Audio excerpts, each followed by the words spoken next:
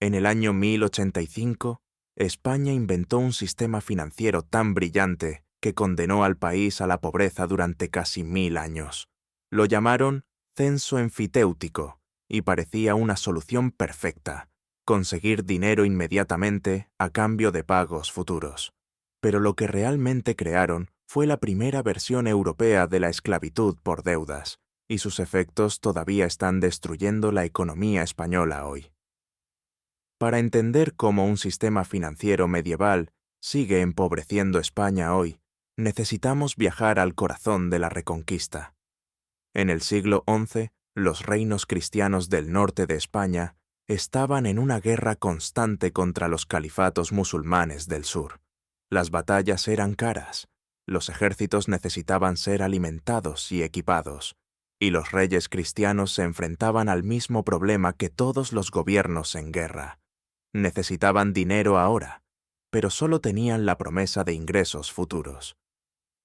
La solución tradicional había sido los impuestos directos o el saqueo de tierras conquistadas, pero los impuestos tenían límites políticos. Nadie quería rebeliones campesinas, y el saqueo era impredecible. Los reyes necesitaban algo más sofisticado, más sistemático, y encontraron la respuesta en una institución que tenía tanto dinero como influencia espiritual para hacer cumplir contratos a largo plazo: la Iglesia Católica. Los monasterios españoles del siglo XI eran las instituciones financieras más poderosas de Europa occidental. Habían acumulado enormes cantidades de oro y plata a través de donaciones, diezmos y la administración de vastas propiedades rurales. Pero había un problema: la doctrina cristiana prohibía la usura, cobrar intereses sobre préstamos, como un pecado mortal. ¿Cómo podía la Iglesia prestar dinero sin violar sus propios principios teológicos? Aquí es donde entra el genio diabólico del censo enfitéutico. Los teólogos españoles desarrollaron lo que llamaron una venta perpetua de rentas. En lugar de prestar dinero directamente, la Iglesia compraba el derecho a recibir pagos anuales de una propiedad específica. Técnicamente, no era un préstamo, era una compra. El propietario recibía una suma de dinero inmediata y, a cambio, él y todos sus herederos pagarían una renta anual perpetua al comprador, para siempre. La belleza del sistema, desde la perspectiva de la Iglesia, era que evitaba el pecado de la usura, mientras creaba un flujo de ingresos eterno. Desde la perspectiva del rey o noble que necesitaba dinero inmediato, parecía una solución perfecta: liquidez instantánea, sin tener que devolver el capital principal. Pero desde la perspectiva de las generaciones futuras, era una trampa financiera de la que nunca podrían escapar. Para entender el impacto devastador de este sistema, consideremos un ejemplo específico. En 1087, Rodrigo Díaz de Vivar, el famoso El Cid, necesitaba financiar una expedición militar hacia Valencia. Su señorío en Castilla generaba rentas anuales de aproximadamente 1000 maravedíes. Un monasterio local le ofreció 10.000 maravedíes inmediatos a cambio de una renta perpetua de 800 maravedíes anuales sobre sus tierras. El Cid calculó que podía permitirse pagar 800 maravedíes anuales de sus 1000 de ingresos, manteniendo 200 para sus gastos. Le pareció un trato justo: 10 veces sus ingresos anuales inmediatamente disponibles. Firmó el contrato. Lo que no calculó fue que sus descendientes estarían pagando esos 800 maravedíes anuales para siempre, incluso cuando la propiedad ya no les produjera los ingresos originales. En 1150, 60 años después, los descendientes del Cid seguían pagando los 800 maravedíes anuales, pero la propiedad solo generaba 300 maravedíes al año debido a cambios económicos, sequías y conflictos. Tenían que pagar de su patrimonio personal. En 1200, la deuda seguía vigente. En 1300, también. En 1400, los descendientes ya habían pagado más de 240.000 maravedíes por los 10.000 originales que recibió su antepasado, pero legalmente seguían debiendo los pagos anuales perpetuos, Este no era un caso aislado, era el sistema estándar. Para el año 1200, se estima que entre el 60% y el 80% de las propiedades rurales españolas estaban gravadas con censos perpetuos. Familias enteras vivían en una espiral de deuda que se transmitía de generación en generación. Los hijos nacían ya endeudados, por decisiones que habían tomado sus bisabuelos, pero el impacto del sistema de censos perpetuos iba mucho más allá de las familias individuales. Estaba alterando fundamentalmente la estructura económica de España.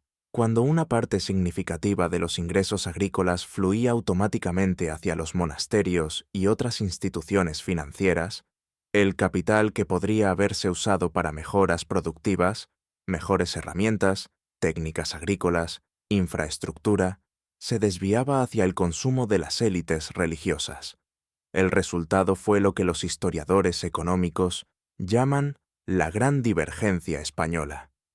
Mientras otros países europeos comenzaban a desarrollar sistemas financieros que canalizaban el capital hacia inversiones productivas, España había creado un sistema que canalizaba el capital hacia rentas improductivas. El dinero no generaba más dinero a través de la producción y el comercio. Generaba más dinero a través de contratos legales que no podían cancelarse.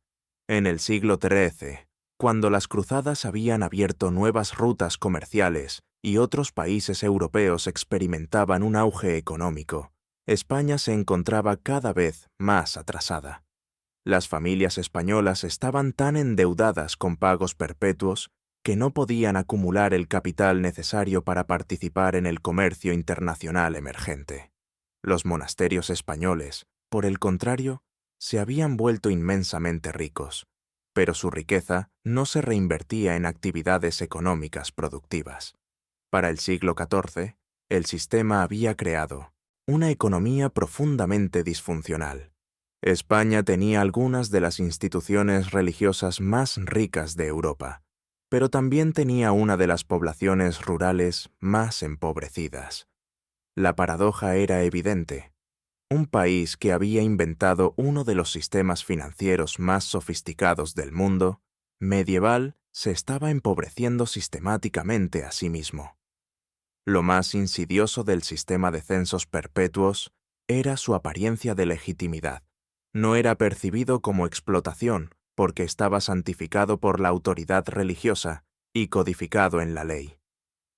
Las familias que no podían pagar sus censos anuales eran vistas como irresponsables, no como víctimas de un sistema estructuralmente injusto. La Iglesia predicaba que cumplir con las obligaciones financieras era un deber moral, incluso cuando esas obligaciones habían sido contraídas por antepasados muertos hacía siglos. El sistema también era autoperpetuante, de maneras sutiles, pero devastadoras.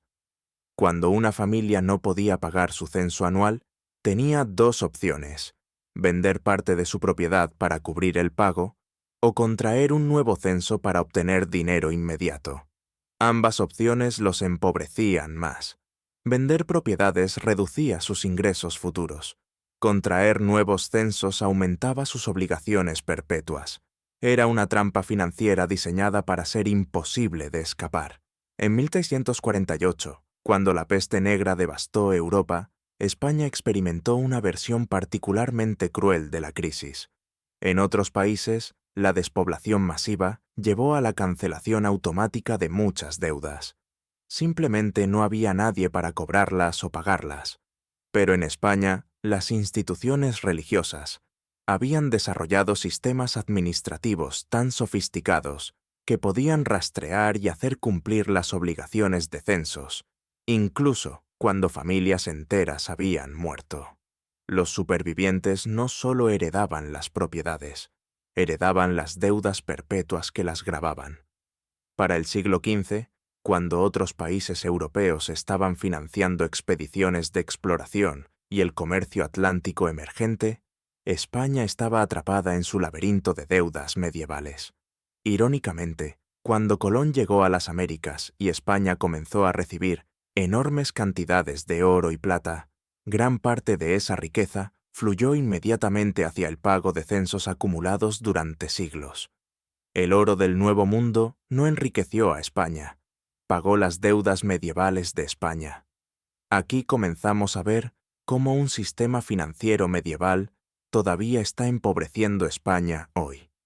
El oro americano que debería haber catapultado a España a la prosperidad duradera se desperdició en el pago de obligaciones financieras contraídas siglos antes, por decisiones que ya no tenían relevancia económica. España se convirtió en un conducto. El oro entraba por un lado y salía inmediatamente por el otro, dejando al país estructuralmente no más rico que antes. Durante los siglos XVI y XVII, España desarrolló lo que los historiadores llaman la mentalidad rentista. En lugar de invertir en industrias productivas, manufactura o innovación tecnológica, el país se obsesionó con la gestión de flujos de rentas. Los españoles más exitosos no eran emprendedores o inventores, eran administradores de censos y cobros perpetuos. Esta mentalidad se arraigó tan profundamente en la cultura española que persistió mucho después de que las circunstancias originales hubieran cambiado. La Guerra de Sucesión Española en el siglo XVIII ofreció una oportunidad perfecta para cancelar las deudas medievales y modernizar el sistema financiero del país. Pero en lugar de aprovechar el caos para hacer borrón y cuenta nueva, España eligió honrar todas las obligaciones históricas. La nueva dinastía borbónica, ansiosa por legitimarse, prometió respetar todos los censos perpetuos existentes. Fue una decisión que condenó a España a otros 2 siglos de atraso económico. En el siglo XIX, cuando la revolución industrial transformaba el resto de Europa, España seguía atrapada en patrones financieros medievales. Los capitales que podrían haber financiado fábricas, ferrocarriles y modernización industrial se desviaban hacia el pago de rentas históricas. España tenía hierro, carbón y una posición geográfica privilegiada, pero no podía movilizar el capital necesario para la industrialización, porque ese capital estaba perpetuamente comprometido con obligaciones del pasado. El sistema de censos perpetuos finalmente fue abolido oficialmente en España en 1926, durante la dictadura de Primo de Rivera. Pero para entonces había moldeado la mentalidad financiera española durante más de 800 años. Las instituciones podían cambiar, pero las mentalidades persistían.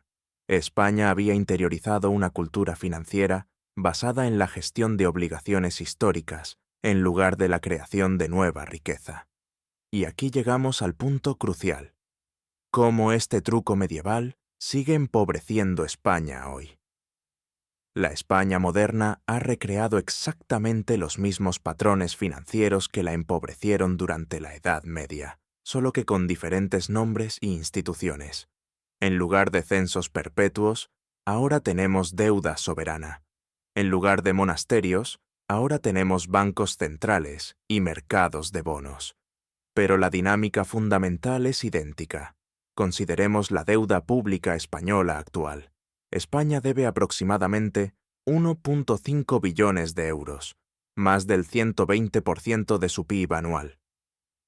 Estos bonos del gobierno funcionan exactamente como los censos medievales. El gobierno recibe dinero inmediato a cambio de pagos perpetuos a los tenedores de bonos. Y al igual que en el sistema medieval, estos pagos tienen prioridad sobre todas las demás necesidades económicas del país. Los paralelos son tan exactos que resultan escalofriantes. El gobierno español actual, como los reyes medievales, prefiere endeudarse más en lugar de aumentar impuestos directos. Es políticamente más fácil. Los tenedores de bonos modernos, como los monasterios medievales, reciben pagos garantizados, sin importar si la economía española prospera o se estanca. Y las generaciones futuras de españoles, como los descendientes de El Cid, nacen ya endeudadas por decisiones tomadas por políticos que nunca conocerán. Pero la similitud va más allá de la mecánica financiera. España moderna ha recreado también la mentalidad rentista medieval. En lugar de invertir en innovación, investigación y desarrollo, o industrias del futuro, España se obsesiona con la gestión de flujos financieros y la administración de la deuda. Los españoles más exitosos no son inventores o emprendedores tecnológicos, son banqueros, gestores de fondos y especialistas en deuda soberana. La crisis financiera de 2008 demostró cómo el truco medieval sigue funcionando. Cuando los bancos españoles colapsaron después de inflar una burbuja inmobiliaria masiva, el gobierno español se endeudó aún más para rescatarlos. En lugar de permitir que las instituciones irresponsables fracasaran, España eligió transferir las pérdidas privadas a la deuda pública. Los banqueros mantuvieron sus fortunas, pero la deuda nacional aumentó dramáticamente. Es exactamente lo mismo que hicieron los reyes medievales cuando los monasterios presionaron por el pago de censos, incluso durante crisis económicas. Y al igual que en el sistema medieval, la narrativa oficial presenta esta transferencia de riqueza como algo necesario y moralmente correcto. Los medios españoles y los políticos hablan de responsabilidad fiscal y estabilidad financiera, exactamente como los teólogos medievales hablaban de deber cristiano y obligaciones sagradas. El lenguaje cambia, pero la función es la misma: convencer al público de que pagar las deudas de las élites es un imperativo moral, incluso cuando esas deudas fueron contraídas de manera irresponsable o fraudulenta.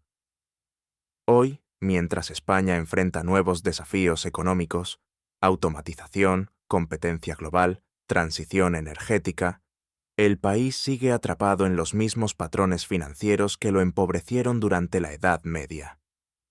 Una porción significativa del presupuesto nacional se destina automáticamente al servicio de la deuda, dejando menos recursos disponibles para inversiones en educación, infraestructura o innovación que podrían generar prosperidad real. La ironía es que España tiene todos los ingredientes para la prosperidad: una población educada, recursos naturales, una posición geográfica estratégica y una rica herencia cultural. Pero estos activos no pueden realizar su potencial porque el país está estructuralmente configurado para canalizar la riqueza hacia el pago de obligaciones históricas en lugar de hacia la creación de nueva riqueza. Es el mismo problema que enfrentó durante la Reconquista, durante el Imperio, durante la Revolución Industrial y que sigue enfrentando hoy. La lección del censo enfitéutico no es que los sistemas financieros antiguos eran más crueles que los modernos. La lección es que las mismas dinámicas estructurales que empobrecieron a España durante 900 años siguen operando hoy, solo que disfrazadas con terminología contemporánea. Hasta que España no reconozca y rompa estos patrones históricos, seguirá siendo rica en recursos, pero pobre en prosperidad, exactamente como ha sido durante casi un milenio. La historia no se repite, pero si no la entiendes, te aplastará de la misma manera. España inventó la trampa de la deuda perpetua en 1085, y todavía está atrapada en ella hoy. Si esto te dio una nueva perspectiva sobre el dinero y el poder, suscríbete. La historia tiene las respuestas, y yo te mostraré dónde buscar.